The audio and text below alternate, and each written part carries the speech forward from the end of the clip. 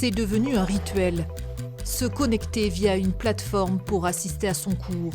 Pendant 4 heures, je vais être devant mon ordinateur avec une personne qui me parle de ce côté, moi qui retranscris le cours de ce côté. Ou bien se préparer un thé entre amis, faute de lieux publics ouverts.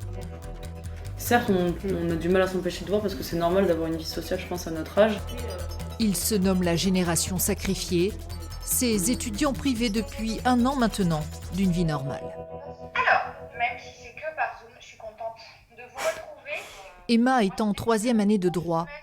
Au programme de son après-midi, 4 heures de cours derrière son écran d'ordinateur. La première heure, on va bien être concentré. La première pause, on va la savourer. Et au fur et à mesure, ça se dégrade, on va dire. Il faut être honnête. Emma reste motivée. Elle dispense d'ailleurs de bons conseils sur les réseaux sociaux. Mais les retours d'expérience chez d'autres étudiants sont beaucoup moins positifs. Certains m'ont dit, je pense que je vais arrêter là.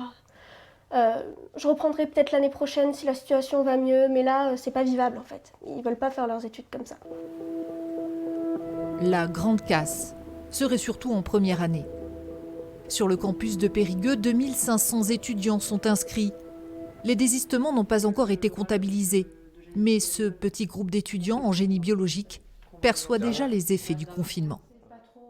Apparemment, il y en a beaucoup qui ont abandonné parce que justement, ils n'ont pas créé assez de liens au début, ils n'ont pas eu le temps. Un étudiant qui est tout seul en visio, mais c'est normal qu'il soit en dépression, il stresse et il n'ait plus envie de travailler.